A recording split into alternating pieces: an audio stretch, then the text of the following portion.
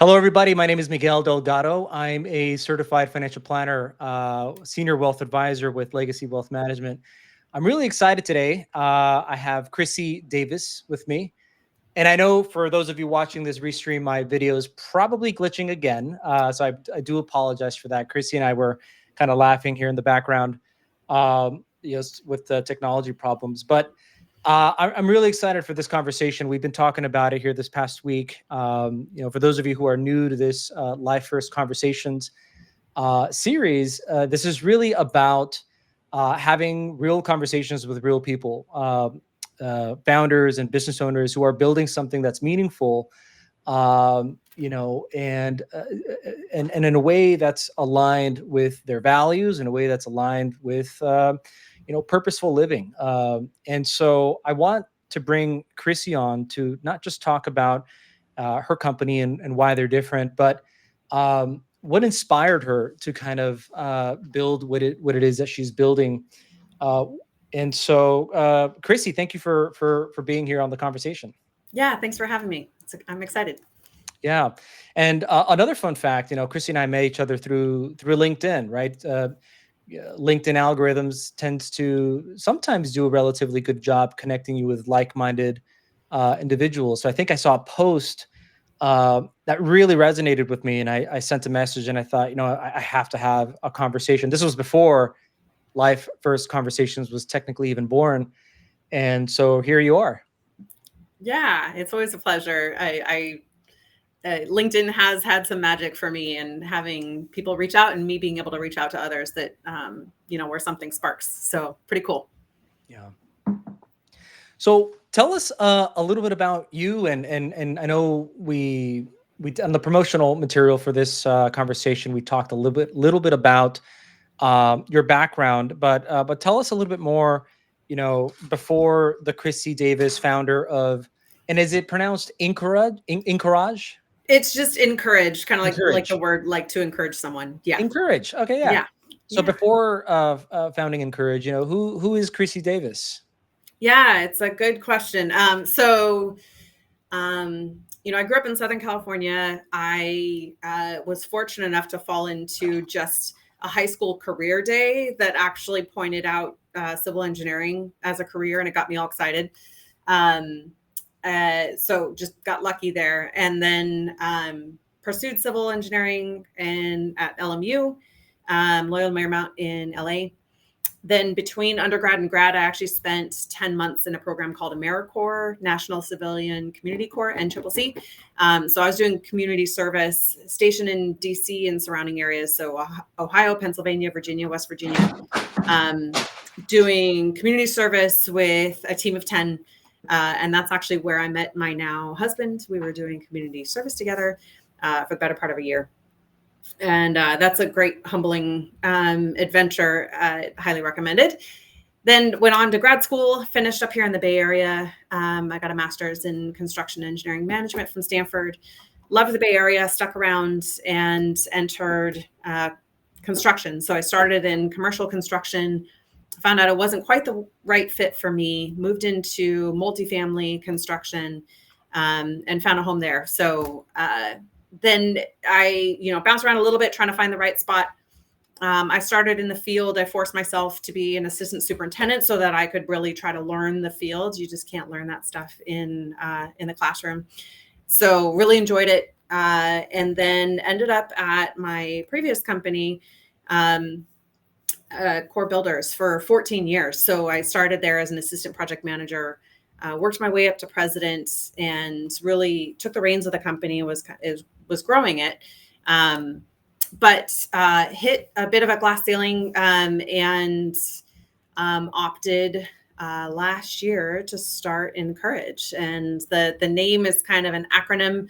So it stands for integrity, collaboration, regularly achieving goals effectively. And to your point, I do believe that putting those first two values first, integrity and collaboration, before just like budget and schedule and those things, has really driven success for me in the past and currently. And I feel it's something that the industry doesn't do as well as they could. So I feel it's a strong differentiator.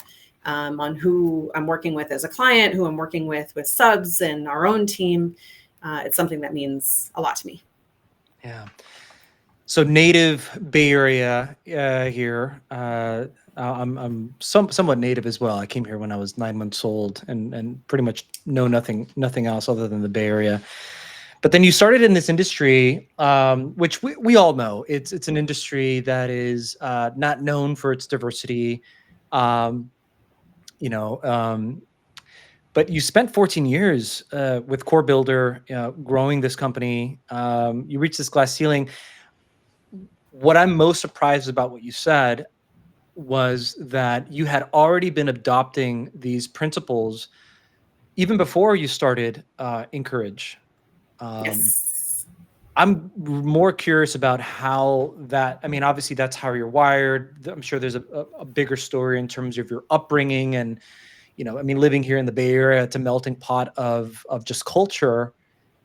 But how did that start? I mean, what was the origin? Because I mean, clearly you started in an industry where there's not a lot of diversity. Even before you were in a position of, let's call it power, how were you able to bring that part of you into this type of a business before you even started in as Encourage? Yeah, so I think there's two elements too. The diversity part, I actually credit the founder of Core, David Neal. When I first started there, I was an assistant project manager, and I looked around me, and the diversity was awesome compared to most companies. So there was an assistant superintendent that was a female. There was an African-American gentleman that was a assistant project manager. Our general soup at the time was American Indian. My project manager was Indian, from the East. The diversity was phenomenal. And I just really credit him. I think he really targeted those with grit. And I will say that often minorities, bring that trait just to the table naturally. And so I think, I credit him absolutely for just surrounding and taking a shot on people that maybe the rest of the industry overlooked. And it could be myself included, where, I was an assistant project manager, young female, and he brought me in and took a shot on me and then kept taking shots on me all the way up the chain. So that was something I almost, somewhat kind of grew up with per se in the industry, and saw the value in. And then we live in a melting pot. And so I've always been surrounded by diversity. And then growing up in LA, same thing, it's a big old melting pot. So I don't know anything else. And it's weird to me when the construction industry is not that. I just don't get it. It doesn't click. Yeah. So there was that. And then the values side, we actually had, I credit my current coach, actually, Brett Mosier with Bluefin Consulting. So he actually was brought in to Core to kind of sit down with executives and help come up with company values. What is your North Star? What does this look like? And it was a full-on retreat, and it took a couple days. And, we had to sit there and really deliberate on what was important to the company. And that's not easy to do when there's multiple team members, at the same table. So sometimes, the values came out that, we absolutely we want to be profitable. And that's why companies are usually formed. And then others, it was, they wanted to hit specific numbers or whatever it was. So where we landed was something similar to what this is. It's different at my last company, but the words integrity and collaboration really stuck with me, and the values were slightly different, but it boiled down to those two words for at least my side of the shop, running the construction side. And so I would rally our team around kind of those two simple words. If the phrases are too long, you lose some effectiveness in the messaging. So integrity and collaboration were things that I touted often, and the team really rallied around it. It gave us messaging. It gave us purpose, draw. It gave us conversation pieces when values weren't aligned. So I've found a lot of success in pulling people around kind of those two values, and then using those to deliver effectively. Mhm. So yeah. A lot of times when I think when you mentioned North Star, and we'll get to that. There's a lot of gold nuggets that you just said, but what I think about is how sometimes there's a misconception around building something around values. You talked about you're in this group, everyone's trying to figure out how do we create this mission statement, this North Star of ours. And it's interesting that profit is definitely it's an important thing, right? um, but how has going about it in the way that you have um, still made you profitable? I mean, and I know this is a new company, Encourage, but you were doing this at Core, and it's not like they were a slow growth company that was mainly just focusing on doing good things and diversity hires or things like that. That's not what I'm hearing. Uh, it's this there's this North Star, but it's almost like was there some sort of an attraction in finding opportunities that were um, that people can relate to, right? Or was there connections that you were making because of those values? How did Yeah, how did those values play into the success? I guess is what I'm saying. Of absolutely. yeah. Yeah. There's, profitability for a company has been described to me, and I agree with. It's like air in a room. So you don't really pay attention to it until you don't have it. And so profitability in a company will absolutely grind a company to a halt. You lose banking credibility, especially in construction. You have bonding credibility. There's a lot of elements that it's absolutely uh, a, a factor that just cannot be ignored. Having said that, there is a leap of faith, and in really pushing for the values first to help drive the profitability. Now it helps. I mean, my father was an accountant and a CFO. My mom worked for accountants. I have a lot of financial blood in me, and so I was always strong in kind of my financial analysis and just how I run things. And I'm always paying attention to the numbers, so I'm really closely tied to it. So that helps. You can't just ignore that and and just kind of go on only values. Having said that, like I do believe that uh, you know by leading with integrity and collaboration in an industry that doesn't put those on the forefront first, um, did allow us to stand out more. And, it helped. I think I work with a lot of affordable housing developers and kind of mission driven clients. And Mhm. so there's alignment there, right? So if I'm trying to lead with integrity and Right, collaboration right. and they are mission driven, then there's gravitational pull in both directions. And so I think that definitely helped. Same thing with the diversity. A lot of the nonprofits, a lot of the mission driven groups have a really diverse um, staff. And so, when they're looking on the other side of the table and they see the same diversity echoed, it makes the decision a little easier if all things are equal.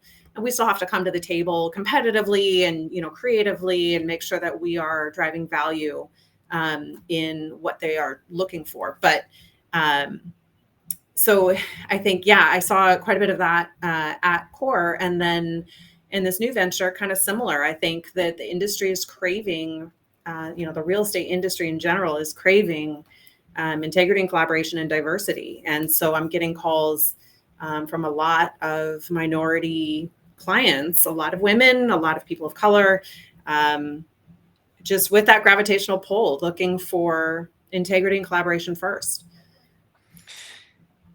The industry's craving for this, and I agree with you. I mean, I think in a meta sense, I think we're living in a day and age where society in general, you can almost feel that there's this craving for authenticity, alignment, and connection and genuineship. Maybe because we've had so much of social media for the last, what is it, 10, 20 years. You can't tell what's real and what isn't. And now with deep fake, it's even more difficult. But there's almost this illusion of what success can feel like. There's this illusion of what good relationships can feel like, an illusion of what happiness and fulfillment can look like. But you're talking about craving in your industry, uh, craving for this alignment, this mission driven, and that kind of answers the question that I asked earlier of how does operating in this way actually drive success? And it sounds like the way that it's happening is by putting yourself out there in a way where you're putting these values first. You're actually attracting the kinds of people that also believe in the same thing, and so you're finding alignment. But at the end of the day, it's still a business transaction. There's still, dollars involved, and numbers are important. And so you have to be able to deliver, not just, on a value system, but also be able to deliver on the project itself. Why is it that this industry, do you feel, this particular industry is craving this? This may be metaphor, not metaphor, a philosophical. I mean, this may get into psychology or the politics of the industry that I'm not very familiar with. But I know that, like many industries, there's a major shift in generations. So there's a new generation coming into the industry. With this new generation, it's not just a generation of age, but a generation of culture, where you now have a broad spectrum of people getting into this industry. So what's happening in the background that you're sensing that there is this craving for authenticity and alignment? It's a good question, and I don't have a super solid answer, so I'm going to talk through it a little bit. But Sure. I agree that there is a generational shift. So there's baby boomers, 60s, 70s, in general, and back then construction was wildly different. It was absolutely Caucasian males. It was very rare to see anything other than that, other than in supportive roles like the administrative, maybe accounting. And we do have a generational gap. There's not many in the 50 somethings kind of category. They are more rare. And so then it's like 40s, 30s, 20s. And here in the Bay Area, the population has shifted is with it, right? So now we have way more of a melting pot than we did back, I don't know, 40 years ago. And so so I think that's across the board. And so I think the younger-ish generation trying to move up is going to continue to hit some glass ceilings of kind of what the norm is based on history. On top of that, it's not just the construction industry going through this, it's all industries. So this is clients, this is banks, this is the nonprofits, so I think they're seeing the same thing. And so the people that are actually driving the ships, for the most part, they may not be making the ultimate decisions, but the people that are doing 90% of the work are usually kind of that younger-ish generation, right? So the 40-something, 30-somethings, there may be ultimate decision makers up at the top that are kind of the older generation.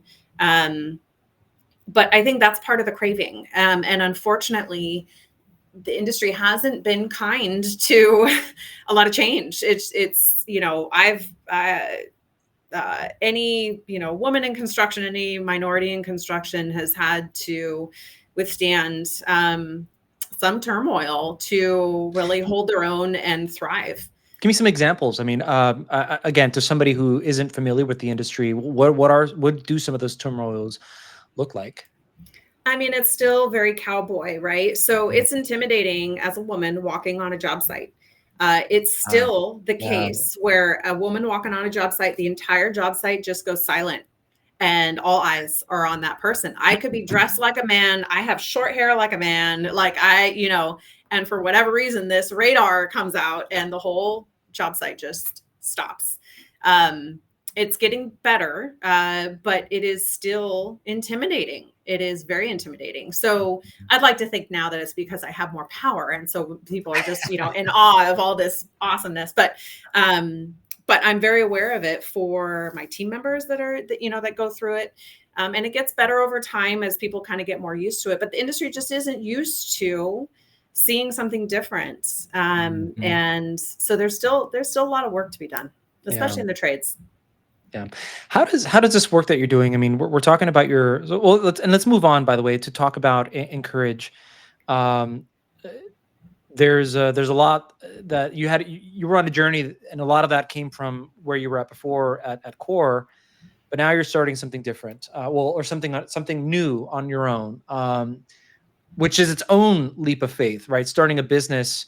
Um, in the year that you did, actually, in particular, I think I maybe it wasn't the most riskiest time to start a business, but these are challenging times, and so that alone is a leap of faith. How did you tell me about your team? How did you find your team? And was it people you've worked with in the past, or how did that happen? There's a mix. So some people have worked with me in the past. When I left, I was careful. I don't want to mess up anything that Core is doing. I still believe in the company, and I do wish them the best. But people definitely did reach out saying, "Hey, when there's an opportunity, I'm interested." And if I did a LinkedIn post saying I'm looking for this position, people were reaching out. So, Mhm. so there are some people that I have worked with in the past, and then there were some people that found me organically. So my project manager, when I posted the PM position, reached out and said, "I've been following you on LinkedIn for several years. I'm interested in the position." I knew nothing about him, but when I met him, just there wasn't, it worked, it clicked with the experience level and just kind of alignment of values. And then my superintendent actually came over from two different subcontractors. As I'm building now in an area, I don't know the North Bay that well, and this first project that we had is up there. So I was pinging anyone and everyone saying, "Who do you know? I'm hiring. I'm looking to bring on team members. This is kind of what I'm looking for." There was two different subcontractors that poked me at the same time saying, "Hey, I know this person's available. I think they would be great for you." And then they reached out to him saying the same thing. "Have you met this Chrissie woman?" So it some of it was organic, and it continues to be organic. I have a lot of people reaching out saying, when there's a future opportunity, I'd love to be considered. And there is, I think, there aren't that many woman founded general contracting firms. There are a handful, and I'm meeting more of them, which is pretty fun, pretty exciting to see. But I think because of it, there's also the community is kind of rallying around me, which is almost brings a tear to my eye just thinking Mm. of the impact that this company is having. And I think people genuinely want to see us succeed, for not just being, woman owned, woman founded, but for the principles that we're leading with. And so I'm getting leads here and there, of, "Hey, this person might be looking," or "Have you considered," that kind of thing. And it's just, that just means more than I can express. So we are going to be continuing to grow, and next year looks promising for other projects that are starting here. And so I'll have some more posts going out soon saying what I'm looking for. But there is the answer. I mean, there's the crave. I mean, you just kind of the community is rallying behind me, right? Mhm. And that's a clear indication of what people want. They want to see. It's not just seeing something different, but it's I posted something recently about Bad Bunny playing at the Super Bowl, which we won't get into because I know that's it could be controversial for some people. But outside of that, there's a lot of authenticity and genuineship and who he is, like him or not. I mean, and there's a lot of similarities, between him with that respect of just being unapologetically themselves. A lot of similarities between that individual and the person running this country. That's all I'll say. But so, if anything else, there's one thing in common, right? There's this fearlessness of just being authentic and following the things that you believe in. And I think when people see that, I mean, I experience it as well. I spent over a decade in the industry, um, trying to build a business under a model that didn't really fit my culture it didn't really fit my, I wouldn't say value system, but just the way that I think about things. And the moment I started to pivot and started to speak about the things that I believe in, suddenly it feels like that gravitational pull. Right? Um, how does this impact? I guess the other question I had is the why. I mean, I understand what you're building, and you know, in a way why that's important. Um, but I want to dive into that because you could have built a business in any other way, but why is it so important that you remain in everything that you do with this business, who you hire, the projects you take on, the way you manage these projects? Right? Why is it so important that you stick to these values, that you stick to this belief system? It's um, it hasn't failed me. Mm, I can point to it in anything that I do, and it is a North Star. So I put myself in check, all the time. So if I have to have a hard conversation, it'd be way easier to make a phone call than to drive 2 hours to meet with this person live. Okay, integrity. I need to do it. So it's um, it's just the right thing to do, and it hasn't failed me. I don't know an instance where it would. I will say it absolutely creates some very challenging decision making. So there's been how some is that? projects, yeah, there's been some projects that have approached me and saying, hey, we would love for you, to work on this project. And they're lucrative.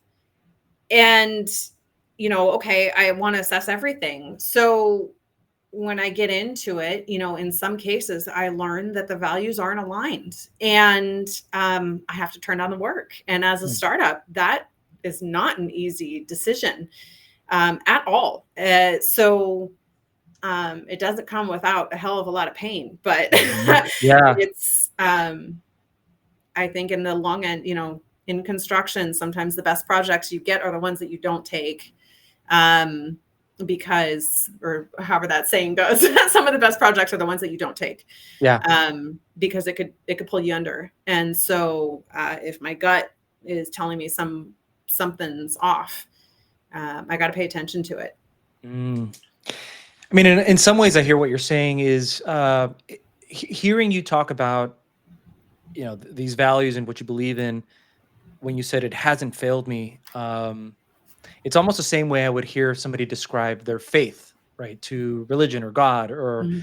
and in this case, we're talking about a North Star, right? And so, I guess to people listening here who may be atheist, or I think it's so. My wife and I talk about it so much. It's so important to believe in something. It's so important to have faith in something that's bigger than you, because what I want to talk about next, and maybe why I think this is so important, is life happens, right? We all know life has a way of knocking us up and down and sideways, and um, whether it's death, whether it's bad. I mean, there's bad times that come, and so if we're doing something, if we're trying to build something based on values, basically sheer willpower, right? I need to get up every day and do this because it's important, because I need to go out and make a living. I need to, even make sure that my employees have a place of employment, that they're still getting paid and making money. Um, Willpower can break, right?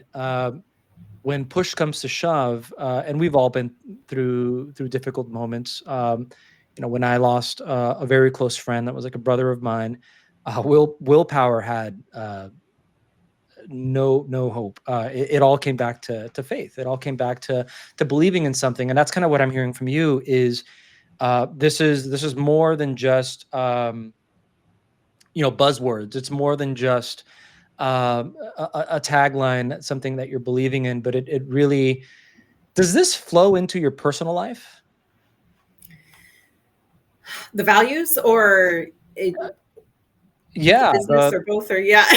both. I mean, everything we're talking about, does the way you think about how you build your business, focusing on this North Star, what is it that I'm trying to build, which we'll talk about here in a minute. What is the ultimate goal for encourage? Does this flow into your personal life? Yeah, I mean, everything's so intertwined, right? So, I, if this was just me trying to, make a go of having my own company, it would be way simpler to just run a simple little firm where it's just me and I'm not, growing this thing. I'm not making it explode into a larger thing. And I respect, like, that. I know several people that have done that, where it's, they burn out of whatever it is, or they're looking for something different and they start their own, and they want to keep it simple and clean, and they can make a good living out of having a small firm. This I see a need in the industry, and I do feel this need to try to change the industry, even if it's just small here in the Bay Area. There's The industry has lost integrity and collaboration, and it hurts. When just contractors have a bad rap, right? So when you go to, call up a local plumber or a local roofer, there's just this immediate wall. Everyone's nervous. Everyone's like, oh, I don't know if they're gonna, if they're gonna do quality. I don't know if they're gonna treat me right, and all this stuff. And it's just, it's so painful. So I want to change that face of construction into something different. And it's a lofty, stupid goal, but it's what's driving me, and it's what is keeping me going when I have a rough day or whatever it is. Yeah. So having said all that, yeah, it has bled into my family life. When I had the initial notion of doing this thing, I go to my husband and I'm like, hey, I'm thinking about doing a thing. And that we had to have a tough conversation, because he was like, hey, we could do it together. And I'm like, ooh, man. So my last, company had family dynamics, and and the Ah. whole construction industry. Mhm. There are just many, many companies that have, whatever it is, father, son, grandson, whatever it is, or Husband, wife, yeah, granddaughter. yeah. And, it's a swirly mess. It's not easy to navigate. And Mhm. I'm like, I love you dearly, husband, but I got to do this on my own. And, not that Wow. I don't want him involved, informally helping me, guide me. I want to come home when I'm going nuts and, like, have a sounding board, but to have him formally in the business wasn't part of my vision. And so that was a tough conversation. And, but I think it's been a good separation, and it's been healthy for both of us. Mhm. And so having said that, when I do have a rough day or a rough situation, or, do I turn down this client that I don't have a good gut about, I can bounce it off of him, and he's grounded. He's like, nope, absolutely cut him off, and Yeah. it's just so black and white. Sometimes you can't, when you're in your own little swirl, sometimes you can't see it. And so he's been phenomenally supportive in all of this. And, I have a truck to get up to our first project. It's up in the North Bay, and I'm in the South Bay. Mhm. And so I have some long days here and there. And we have two littles. We have a Mhm. 8-year-old and a 6-year-old. And Yeah. so he's pulling some extra weight. And that was a discussion. Mhm. It was a discussion with my kids. Yeah. Like, hey, Yeah, mommy's they not have going to to get be involved there. too. Yeah. Yeah. So, but they get it. I mean, they get it and they don't, it's like, hey, Yeah. mommy's going up north tomorrow. Oh man, and then it's a thing. And, but at the same time, they get it. If you ask either one of my kids, what does encourage stand for, they'll give you the little tagline, which is pretty cute. So, yeah. So absolutely, it's all blended together. That's awesome. And thank you for sharing that. By the way, the conversation you had with your husband. I mean, that takes that takes a lot of guts to even have that kind of a conversation, because it's a big commitment starting any kind of business, especially this one, where if you're in your travel, the time commitment, the late night phone calls, right? Putting out fires, waking Mhm. up, early in the morning. It is, and especially having little ones, I can relate to that so much. being a business owner myself, my wife and I had conversations. We continue to have conversations. It never ends, right? Especially when there's traveling involved, deciding, well, is this mission critical? Is this trip mission critical? Because the kids need you. I come home and first thing my kids say is, "You're not allowed to go out again. Like you got to stay here forever." So I get that. So thank you for sharing that. But also, there's the difficulty in having to turn down your husband. Yeah. Not because you don't love him, or not because any other reason other than, at least the way I'm receiving it, the way I heard it is conviction in your values, conviction in this mission and this purpose of this business that you're trying to build. You have a vision. You've seen other businesses in this industry operate in a way that doesn't align with you, and it's so important to you that this. I mean, this is your baby. This seems like, and we'll get into legacy here in a minute, but this is in a way almost your legacy, and that's kind of a good pivot to that topic. What does Chrissie Davis get? What is the Davis? Is your husband's last name also Davis? No, we're Okay. different last names. Yeah. What does Chrissie Davis get? Let's fast forward however many years. What do you get by accomplishing this? I mean, what I'm hearing is you're not building a small company. This is not it's a for-profit, but you're not going for a small business. You want to explode this. You want to build an empire around this. But you're doing it in a way without sacrificing these values and the things that this North Star that's so important to you. What do you get if you achieve that? It's a good question. I have studied the heck out. So I read Rich Dad Poor Dad, Robert Kiyosaki's book. Love that book. Okay, so back when I was in high school, I read this book, and ever since then, I haven't put down investment books. Like I have studied the heck out of it. So, one side of it is hopefully some financial freedom. Hopefully there's financial stability there that, the company is just going to eventually just take care of me and my family into retirement down the line. That's one. As opposed to, you never know. You are a number. If you're a small company or a big company, you are still a number, and you could be a valued number, and but you don't have control over those decisions and your fate ultimately. So some of it for the control freak in me is control. But I really do. I want to change the industry, and it's for the values, and it's also for minority representation. The minority representation just sucks at the top, right? So it's starting to filter up, but it's not getting there fast enough, in my opinion. And it's disheartening. I had under my leadership, my last company grew to the 25th largest general contracting firm in Silicon Valley. And I was super excited about that. Right. And then I look off on the right, and they listed 50 executives, and it was me and one other woman on that list out of 50.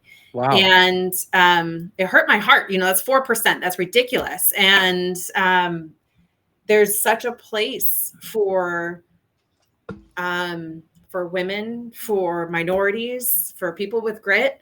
And part of this is to help show that that's the case, and to prove it, because it's so true. My last company, I was very proud to be more around half women, about 3/4 people of color, and we were thriving. And I'm recreating that here. So we're small and mighty still, but we are more than half women, about 3/4 people of color, and it matches what the melting pot that we live in. It matches here in the Bay Area. So so there's that. And then again, the values, I'm working with such cool clients right now that are principled, and and do have high integrity and collaboration. And it's just magic happens. There's an extra spark there that makes things work if you're just there for the transactional dollars, there's not that extra fire. Yeah. Yeah. So financial freedom, it sounds like it is. It's a big one, and it should be. I mean, for any business. And I'll come back to this one because this building a business with a purposeful North Star, having good, values, value of a certain value system that tends to promote goodness and kindness and all those positive qualities, um, while also making a lot of money is not a bad thing, right? So I want to be clear about that, and so we'll come back to that. But what I'm also hearing is, I'm not hearing you say this directly, but I'm kind of getting from this, and I want you to tell me if I'm wrong or not. But it almost sounds like part of what Chrissie Davis is going to get if you get to build this is you get to inspire other people who maybe thinking about the industry, maybe thinking that they're not enough, maybe thinking that they're not the right fit, or maybe thinking whatever it is that they're thinking, but you're inspiring them to take those steps, right? To take action, to take that leap of faith that you just talked about. So inspiring others is something that I'm gathering from what you're saying. And you're someone that comes across very humble to me, very modest. So I'm putting those words in your mouth. I don't know if that's so. I don't know if I'm wrong or not on that one. But inspiration seems to be one of them. Lifting other people up, which makes me kind of wonder. I'm a very curious person. I'm always asking questions.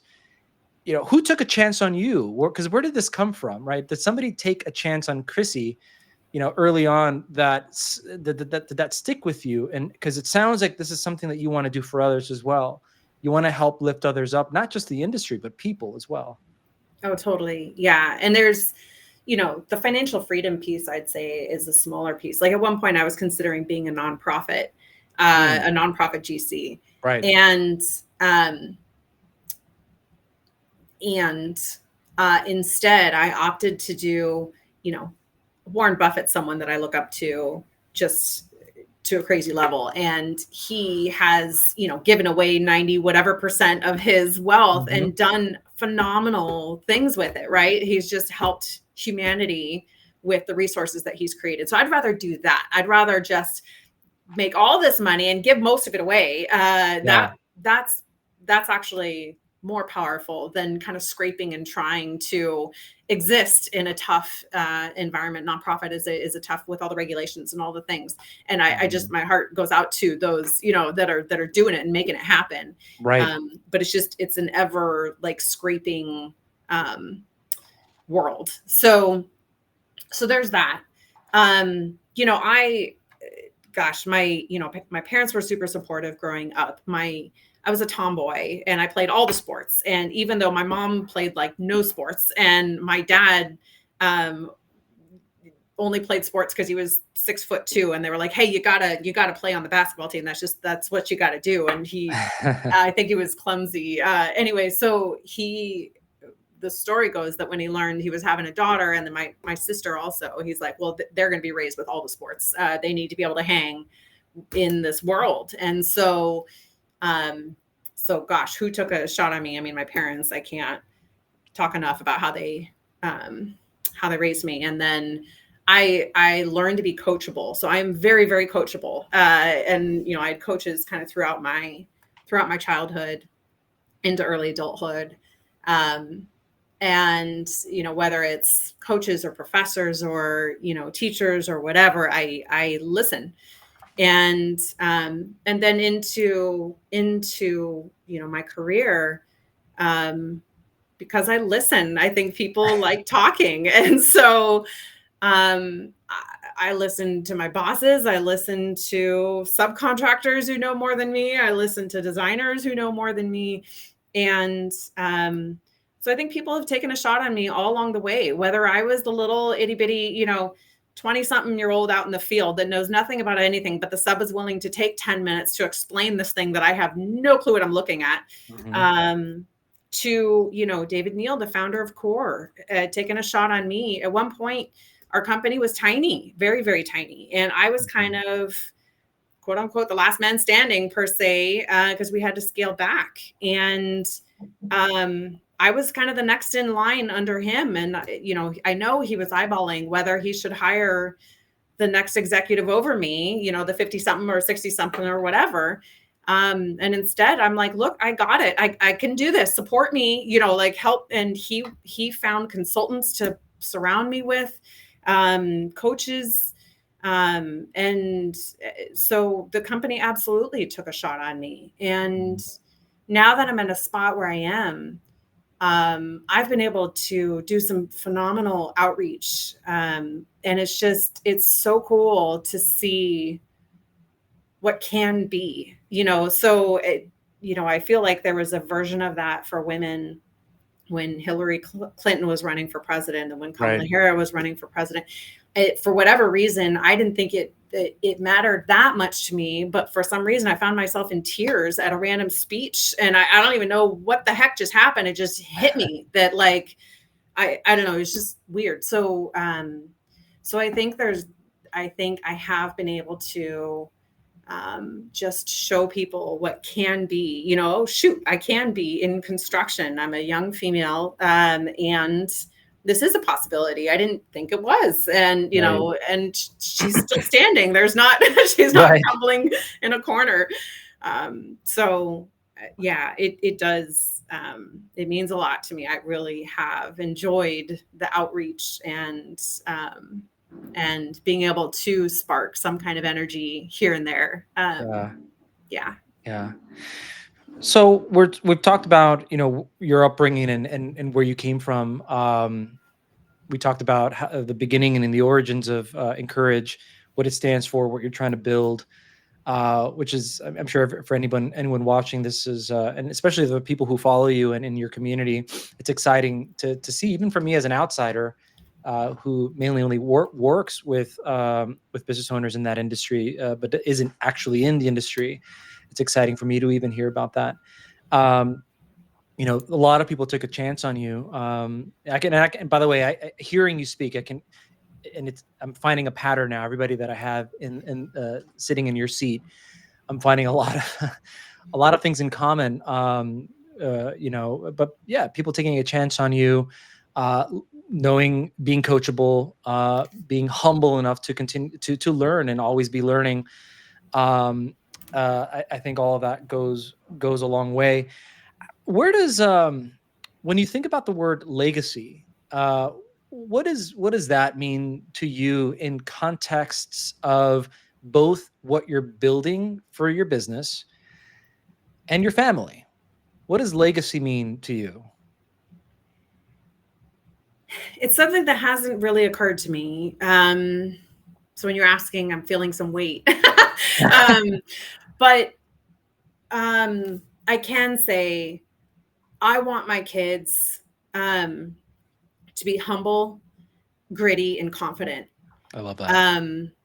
And so and just kind. So, kindness and humble is kind of similar. So that's something I am always focused on, in trying to build them up. And, I have a boy and a girl, and it lives differently for boys than girls. And so I have to lean in a little extra for my daughter, although man, that woman's a pistol. She's 6 years old. So yeah. Let's not have your daughter and mine meet, because so I mean, legacy is making them into good humans, and that matters. I don't want to give them, all the dollars. I don't want to do any of that. I want them to be humble and kind and courageous. So I want them to figure out what that looks like for them.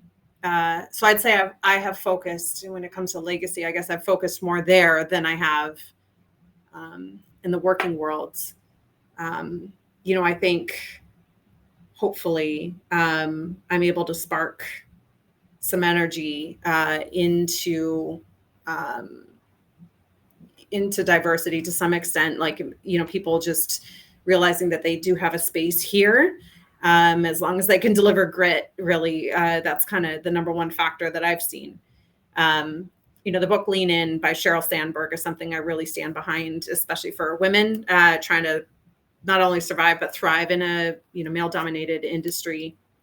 And it speaks a lot about grit and courageousness, like being able to just get out there. So I think being able to spark any bit of that means something to me. And then hopefully, leading with these values, maybe it sparks some change in the industry so that contractors don't have a bad rap, that it's something that actually isn't just a buzzword, that it is it is actually proving Right. true value. Yeah. True value, integrity, and all those things that you mentioned. So I love that you started with that, and I don't love it just because of what you said. I love it because it's these are the kinds of people I seem to be attracting, which is awesome. And by the way, this is a question that I ask in my meetings, and there's a pattern here of how people answer this question. I used to think in the past when I was working with different kinds of people, not really being focused on the client avatar, for example, the type of client, somebody that I can align with. I got all kinds of answers, but most of the time it came to money and dollars and making sure that we can transfer wealth to the next generation. But this legacy, because that resonates with me as well.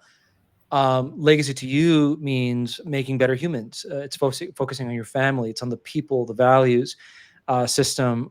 It's how they treat others. It's how they live in the world and make an impact. And whatever way that means, right? When people, impact can sound very scary sometimes, like, oh man, I have to change the world.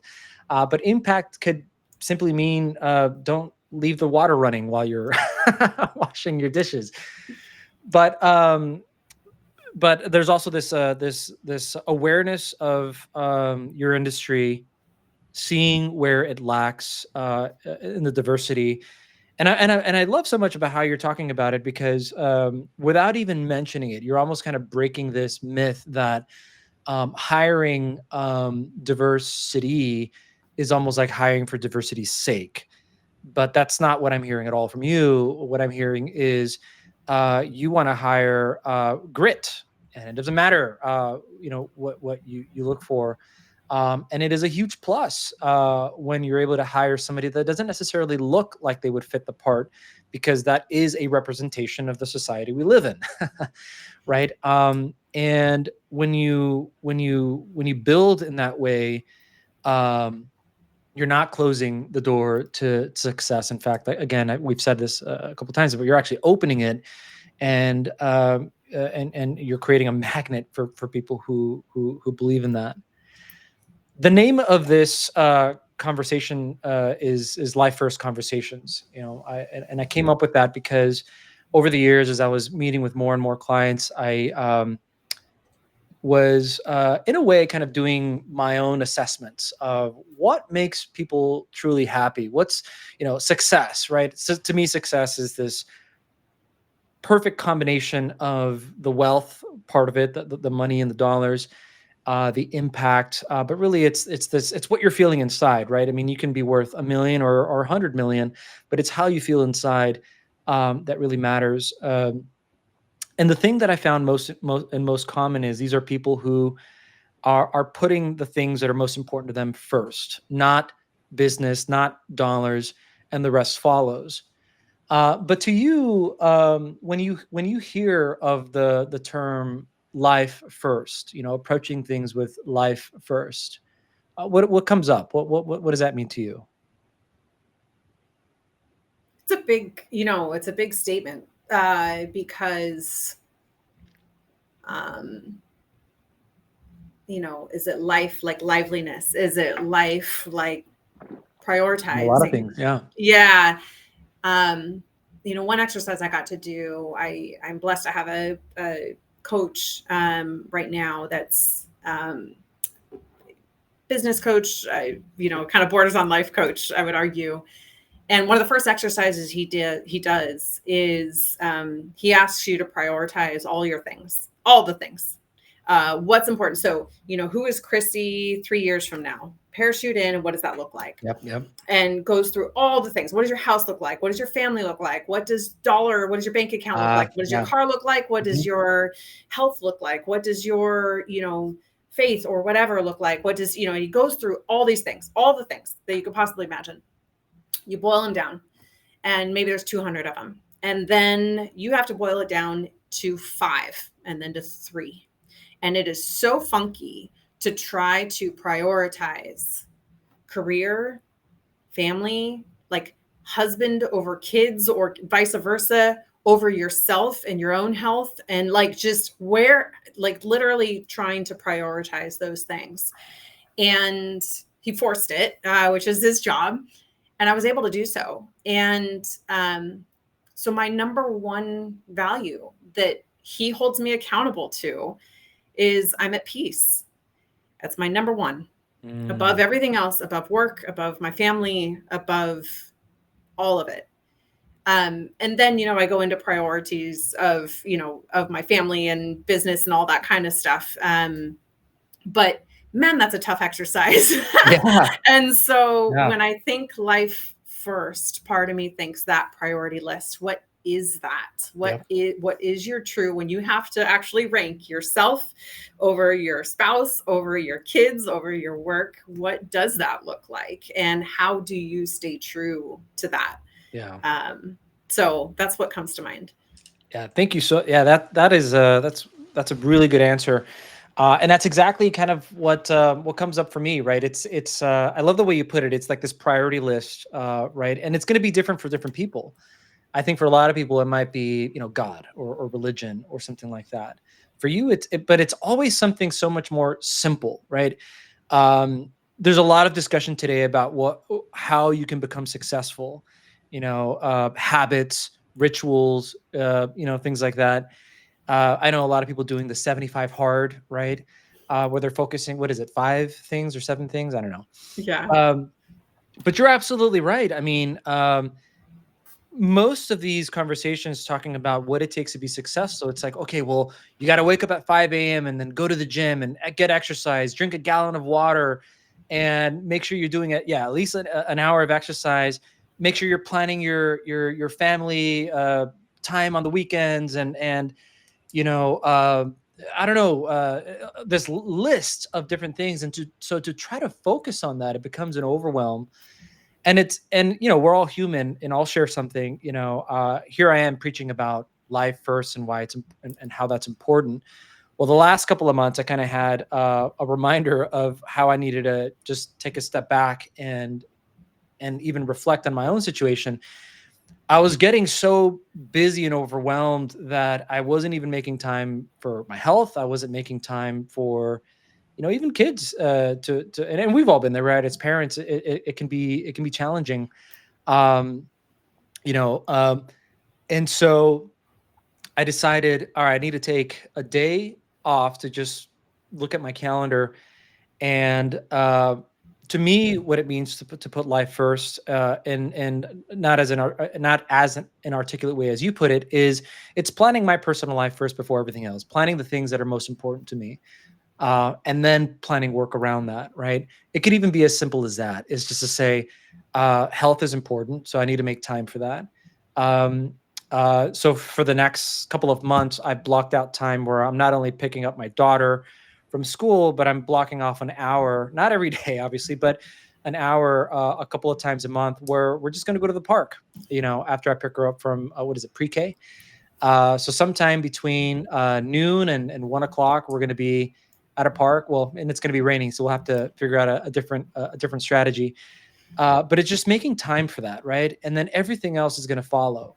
And so for you, it's peace, but that acts as a north star in and of itself, right? When it helps you make decisions, when opportunity comes up, is this going to bring me peace, or is this going to, and even if it doesn't, is it worth it? Does it align with my other values?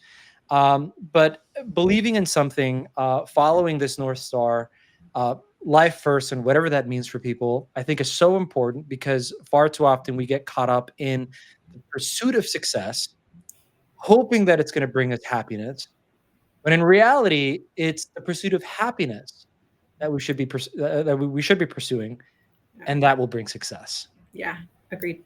Yeah. Absolutely. Chrissie, how do people find you? Real briefly, what is it that Encourage does, and who, what are the kinds of people that you serve, projects, and where can people find you? Yeah, thank you. So Encourage is doing multifamily construction mostly. We have some other elements, but right now we're building affordable housing up in the North Bay. I have projects coming up that are all kind of throughout the Bay Area. LinkedIn is probably the best way to find me and Encourage. We're pretty active there, so you'll see updates about what we're doing, what we're tackling, who's on our team, and all kinds of fun stuff. Very cool. Anything exciting you wanna share? Things you're working towards or haven't yet started? It's been such a blessing. I mean, the community really has rallied around Encourage, around me, and so again, whether it's new people finding me, saying, "Hey, I'd love to work with you," whether it's clients or subcontractors or potential staff, that's been a blessing. And then the projects that we're doing are just cool. So it's affordable housing. I'm going to be building 5 tiny homes for a church for those exiting foster care. I'm going to be rebuilding the Girl Scout cabins that burned in the Santa Cruz fires. Wow. A while back, I'm looking at some cool new models trying to help people with home ownership that may not otherwise be able to afford it here in the Bay Area. Just really, really cool projects with purpose, not just another high rise or another office building. There's some really cool ventures that we're tackling. Very cool. Well, Chrissie, thank you so much for spending this hour with me and sharing a lot about yourself and your backstory, your company, and the things that you believe in. And I'm excited to continue following you and seeing where this company can go. And for everybody else watching, yeah, if you're ready to work with a financial planner that puts life first, how the best way to reach me is on LinkedIn as well. I'm pretty active there. Chrissie, thank you so much for being on here. It's been a pleasure. Thank you so much for All the right, engaging conversation. thank you. All right, take care.